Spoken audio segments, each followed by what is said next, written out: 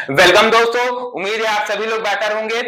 जो वीडियो का थंबनेल देख के आप सभी लोग समझ ही गए होंगे कि हम लोग इस वीडियो में किस चीज पर डिस्कशन करेंगे।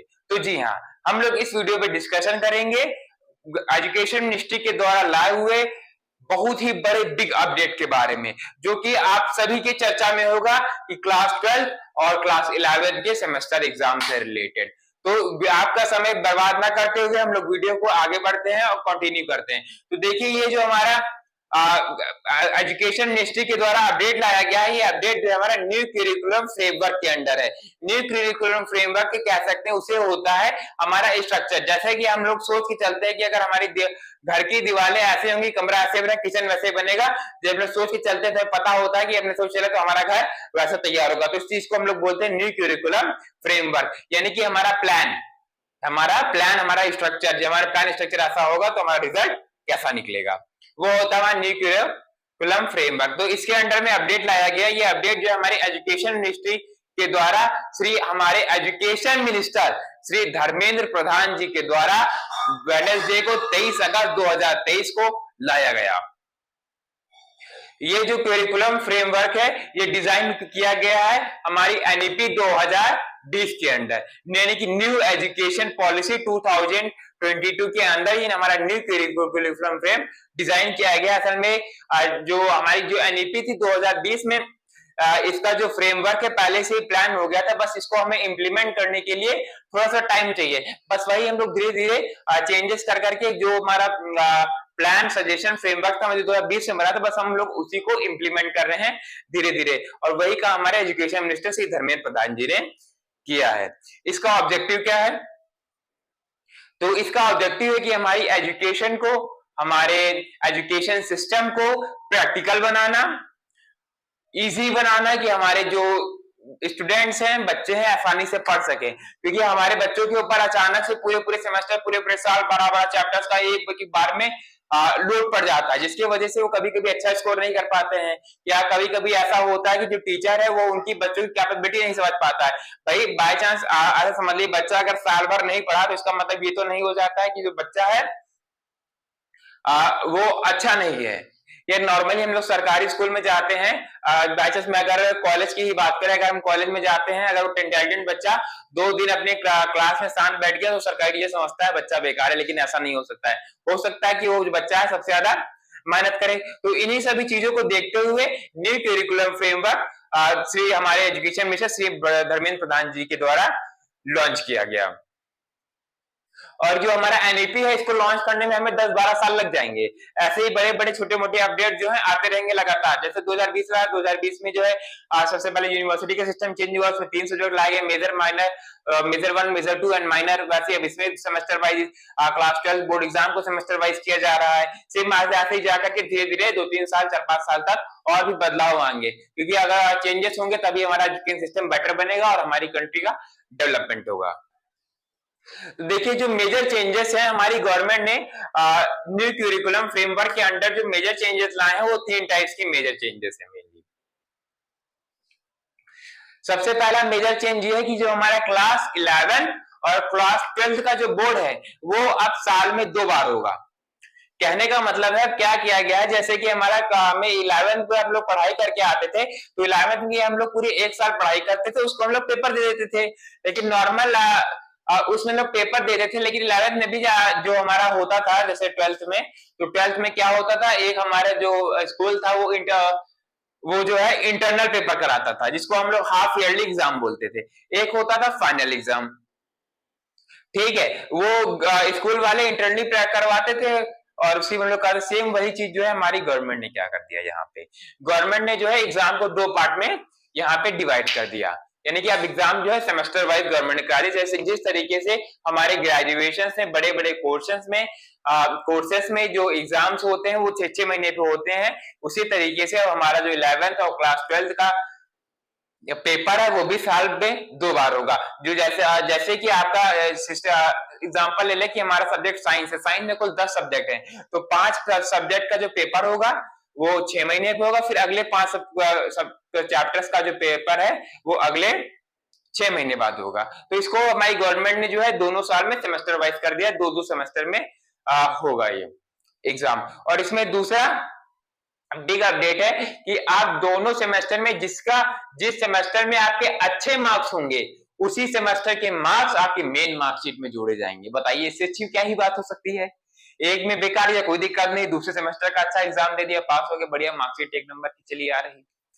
और हमारा जो तीसरा न्यू करिकुलर फ्रेमवर्क में अपडेट है वो अपडेट है कि जो हमारा सब्जेक्ट्स का सिलेक्शन होगा वो उस सब्जेक्ट्स को लोग गवर्नमेंट ने जो है तो 3-4 ग्रुप में बांट दिया है, वो मैं आपको आगे जो है एक्सप्लेन करूंगा। तो जैसे कि मैंने पहला आपको अपडेट बताया कि क्लास 11 और क्लास 12 का बोर्ड जो है साल में 2 बार होगा।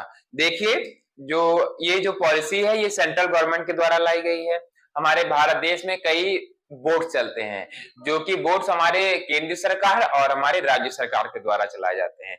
ये स्कीम हमारी केंद्र सरकार के द्वारा है, इसलिए इसको जितने भी हमारे केंद्र बोर्ड है जैसे कि CBSE, central board of secondary education, इसको तो इस रूल को मानना ही पड़ेगा। तो सीबीएसई के जितने भी बच्चे होंगे उन्हें तो साल में 2 बार सेमेस्टर देना ही देना है।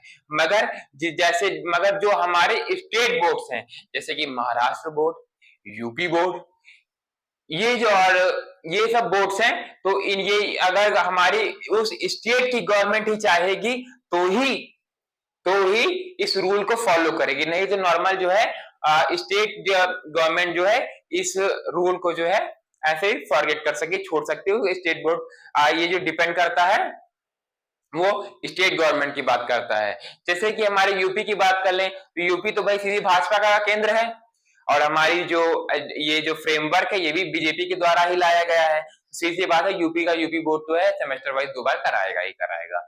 लेकिन वही अगर कर्नाटक की बात करें तो कर्नाटक गवर्नमेंट जो है इसको एक्सेप्ट नहीं कर रही। कर्नाटक गवर्नमेंट बोल रही है ये जो सिस्टम है एजुकेशन सिस्टम जो भी हमारी एजुकेशन मिनिस्ट्री ने दिया है वो एकदम बेकार घटिया है, हम इसको इम्प्लीमेंट नहीं करेंगे। तो ये चीजें हैं। और जो हमारी गवर्नमेंट है इसमें क्या करना चाहती है, जो सेमेस्टर एग्जाम है इनको आगे ले जाकर के डिमांड एग्जाम में भी कन्वर्ट करना चाहती है।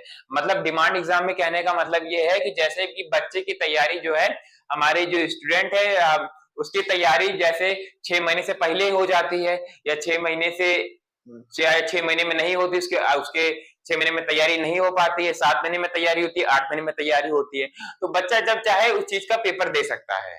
यानी कि एग्जाम जो है गवर्नमेंट क्या करना चाहती है कि इसको डिमांड के हिसाब से, यानी कि बच्चे का जब कोर्स कंप्लीट हो जाए और बच्चा जब चाहे तब वह पेपर दे सकता है, उसको इस हिसाब से डिमांड एग्जाम में भी कन्वर्ट करना चाहती है। आगे इसके लिए भी बहुत आगे जैसे 3-4 साल बीतेंगे गवर्नमेंट इससे भी नए अपडेट्स लाएगी। दूसरा इसमें जो अपडेट है वो है जो हमारा कोर्स का बुक्स का जो कोर्स है वो चेंज किया जाएगा। बुक्स के कोर्स को थोड़ा इजी लिया जाएगा, सिंप्लीफाइड लिया जाएगा। इसमें हमारे जितने ओल्ड रूल्स हैं, ओल्ड यानी कि जो हमारे पुरातत्व पुराने हमारे इतिहास में जितनी भी टेक्नोलॉजी और जितनी भी मैथ कैलकुलेशन इस्तेमाल की जाती थी उसको भी इन्वॉल्व किया जाएगा, क्योंकि जो हमारी ऐतिहासिक हमारी गणगणना है, हमारा पाठ्यक्रम है वो ज्यादा इफेक्टिव है आज के एजुकेशन सिस्टम के बारे में। जैसे कि रामानुजम सर, आर्यभट्ट सर, ये हमारे कितने बड़े बड़े वैज्ञानिक है, महान वैज्ञानिक है, और ये ऐसे वैज्ञानिक है जो आज के एडवांस वैज्ञानिकों को भी फेल करते हैं। तो उनका कहीं ना कहीं एजुकेशन सिस्टम जो है हमारे एजुकेशन सिस्टम से ज्यादा बेहतर होगा। और जबकि उस समय तो फैसिलिटीज भी इतनी नहीं थी कि आप उसको एक्सेप्ट कर सको, लेकिन फिर भी उन महान व्यक्तियों ने ऐसा किया। तो हमारी गवर्नमेंट इस चीज को देखते हुए जितने भी हमारे हिस्टोरिक कैलकुलेशंस है, साइंटिफिक मेथड्स हैं, उन सबको भी इंक्लूड करेगी। एनसीईआरटी अपना पैटर्न चेंज करेगा और भी चीजें हमें सिलेबस में देखने को मिलेगी। तो जैसा कि मैंने आपको लास्ट अपडेट बताया था न्यू करिकुलम फ्रेमवर्क के अंडर जो सब्जेक्ट का सिलेक्शन है गवर्नमेंट ने क्या किया है, इसको 4 पार्ट्स में डिवाइड कर दिया, यानी कि 4 ग्रुप्स में डिवाइड कर दिया है। इसके अंदर देखिए क्या किया जाएगा, जैसे कि आपके यहाँ पे आप देख रहे हो 4 ग्रुप्स हैं, ग्रुप 1 है, ग्रुप 2 है, ग्रुप 3 है, ग्रुप 4 है। ये जो हमारा ग्रुप 1 है, ग्रुप 1 में हमारा है लैंग्वेजेस। देखिए लैंग्वेजेस में क्या है कि आपको जो है पहले आप जो क्लास 12 में पढ़ते थे उसमें नॉर्मली एक ही लैंग्वेज ले लेते, काम हो जाता था, हिंदी ले लिया तो इंग्लिश ले लिया, एक लैंग्वेज में हमने ले लिया, बस उसी से काम हो जाएगा। लेकिन नहीं, अब हमारे गवर्नमेंट ने जो है 2 लैंग्वेजेस कंपलसरी कर दी हैं। पहली लैंग्वेज तो हमारी मातृभाषा यानी कि हिंदी, हिंदी तो हमारे उसमें होना ही होना चाहिए, हिंदी। और जो इंटरनेशनल लैंग्वेज है इंग्लिश, ये दो जो लैंग्वेज है हमारे उसमें होनी चाहिए। जैसे कि हम लोग 6 सब्जेक्ट पढ़ते थे, तो लोग पढ़ेंगे 6 सब्जेक्ट, लेकिन अब जो हमारी जो लैंग्वेज है, पहले हम लोग एक लैंग्वेज पढ़ते थे, हम लोग कभी इंग्लिश या हिंदी नहीं लेते थे, लेकिन अब आपको हम लोगों को हिंदी इंग्लिश दोनों लेना पड़ेगा। गवर्नमेंट ने ऐसा इसलिए किया है ताकि हम लोग अपने मातृभाषा को भूले ना। जैसे जैसे कि हमारी कंट्री डेवलप कर रही है, हमारे देश के लोग जो है एजुकेटिव हो रहे हैं, वैसे वैसे वो अपने जो है कल्चर को फॉरगेट कर रहे हैं, अपने अपने कल्चर को भूल रहे हैं। तो अपने कल्चर, अपनी मातृभाषा और अपने देश की पारंपरिक चीजों को ना भूले, इसलिए हमारी गवर्नमेंट ने जो है हिंदी को जो है कंपलसरी कर दिया है क्लास 12 और 11 के बोर्ड्स में, यानी कि हम लोग को हिंदी पढ़ना ही पढ़ना, चाहे जो हो जाए। हम लोग को इसमें दूसरा जो बाकी जो हमारे 3 ग्रुप हैं, ग्रुप 2, ग्रुप 3 एंड ग्रुप 4, इसमें जो है हम लोग को बाकी 4 सब्जेक्ट लेने पड़ेंगे, ठीक। यानी ग्रुप 2, ग्रुप 3 और ग्रुप 4 में से जो है हमें 4 सब्जेक्ट अपने चूज, यानी तीनों ग्रुप में से हमें अपने 4 सब्जेक्ट लेने हैं। अब इनमें से हम लोग कोई भी अपने 4 सब्जेक्ट ले सकते हैं। जैसे पहले होता था कि हमें आर्ट स्ट्रीम का बच्चा है, कॉमर्स स्ट्रीम का बच्चा है, साइंस स्ट्रीम का बच्चा है, तो उसे कहीं ना सिर्फ पीसीएम मिल रहा है, कहीं पीसीबी मिल रहा है, या आर्ट बच्चा है तो कहीं हिस्ट्री मिल रहा है, तो कहीं पॉलिटिकल साइंस भी मिल रहा है। लेकिन अब गवर्नमेंट ने ऐसा सब खत्म, गवर्नमेंट ने बोला बच्चे को जो पढ़ना है वो पढ़े, हम उसमें बच्चे के ऊपर कोई भी रिस्ट्रिक्शन नहीं ले जाएंगे। हमारे बच्चों को 100% फुली स्किल डेवलप करना है। इस वजह से हमारी गवर्नमेंट ने न्यू करिकुलम फ्रेमवर्क में क्या किया, इन्होंने जो है ये सारे सब्जेक्ट ओपन कर दिए। अब इन्होंने क्या किया कि मेन लैंग्वेजेस ग्रुप ए की 2 लैंग्वेज चूज करनी थी, एक तो हमारी इंग्लिश होगी, एक तो हिंदी, बाकी आपकी इच्छा। बाकी जो 3 ग्रुप है, 3 ग्रुप से आप अपने कोई भी 4 सब्जेक्ट चूज कर सकते हैं। जैसे ग्रुप हमारा 2 है, ग्रुप 2 में जो है हमारी आर्ट है, फिजिकल एजुकेशन है और वोकेशनल एजुकेशन है। आप ग्रुप ए से कोई भी अपना एक सब्जेक्ट ले लीजिए, चाहे आर्ट का सब्जेक्ट ले लीजिए, चाहे जो भी ले लीजिए, या तो आप चाहो तो अपनी स्ट्रीम बना करके, जैसे पहले पढ़ा चलता वैसे बना लो, उसका भी कोई रिस्ट्रिक्शन नहीं है। ये आप जो पहले स्ट्रीम सिस्टम चल रहे थे, स्ट्रीम में पीसीबी लिए थे, वो फिजिक्स केमिस्ट्री मैथ होगी, तो आप चाहो फिजिक्स केमिस्ट्री मैथ आप ले लो, अपना बना लो फ्रेमवर्क, ठीक है। तो ये तो हमारा हो गया ग्रुप 2। अब हमारा ग्रुप 3 होगा, इसमें आएगा सोशल साइंस आएगा हमारा, इंटरडिसिप्लिनरी एरियाज आएंगे, ठीक है। और बाकी जो हमारा ग्रुप 4 होगा, इसमें मैथमेटिक्स आएगा और कंप्यूटेशनल थिंकिंग और साइंस आएगी। क्या आएगा? मैथमेटिक्स, कंप्यूटर थिंकिंग और साइंस आएगी। तो ये सिस्टम है। एक बार रिवाइज करवा देता हूं। देखिए हमारी गवर्नमेंट ने क्या क्या सब्जेक्ट चूज करने के लिए हमें पेपर, जैसे हमें पता है कि हम लोग को 6 सब्जेक्ट का पेपर देना होता है, तो 6 सब्जेक्ट पेपर में क्या किया गवर्नमेंट ने उसको ग्रुप में डिवाइड कर दिया। ग्रुप ए में डाली लैंग्वेजेस में क्या है कि अब हर एक स्टूडेंट को 2 लैंग्वेज पढ़नी पड़ेंगी। पहली तो उसकी नेटिव मातृभाषा होगी, उसे हिंदी, और दूसरी होगी इंग्लिश इंटरनेशनल लैंग्वेज। वो ये दोनों लैंग्वेज से पढ़नी पड़ेंगी, बाकी वो चाहे तो आगे कोई दूसरी लैंग्वेज ले सकता है। दूसरे जो ग्रुप हमारे बाकी जो हमारे 3 ग्रुप हैं, ग्रुप 2, ग्रुप 3, ग्रुप 4।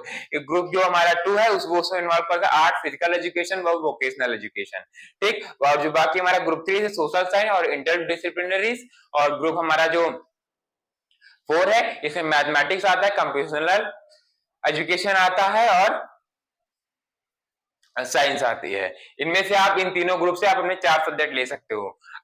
आप चाहो तो अगर आपको पसंद जो हमारा पिछला स्ट्रीम सिस्टम था, उस स्ट्रीम सिस्टम के हिसाब से भी अपने सब्जेक्ट आप बना लो, उसके बाद कोई आपके ऊपर रिस्ट्रिक्शंस नहीं है। उम्मीद है कि आपको हमारा वीडियो अच्छा लगा है। तो अगर वीडियो आपको अच्छा लगा है तो प्लीज वीडियो को लाइक करें, चैनल को नीचे लाल बटन दिए हुए बटन पे दबा के हमारे चैनल को सब्सक्राइब करें और वीडियो को शेयर करें, ताकि हम आपके पास एक नई अपडेट जो है लाते रहें और आपको अपडेट करते रहें। थैंक यू, धन्यवाद।